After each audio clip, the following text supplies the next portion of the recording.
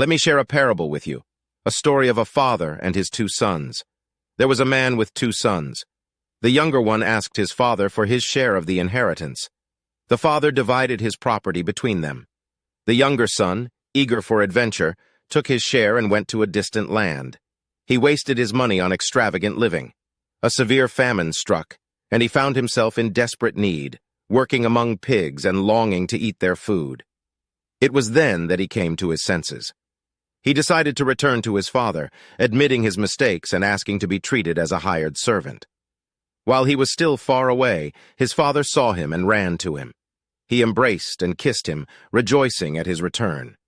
The son began his prepared speech, but his father interrupted, ordering his servants to bring the best robe, a ring, and sandals.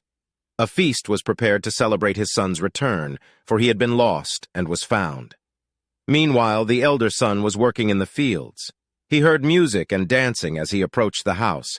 Learning that his brother had returned, he became angry and refused to join the celebration.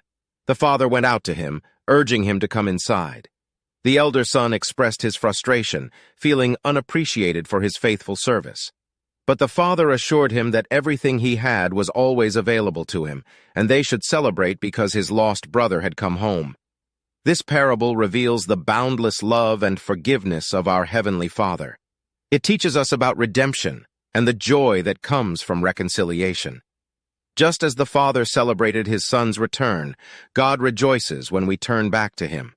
Let us learn from this parable, extending forgiveness and grace to others and celebrating their restoration.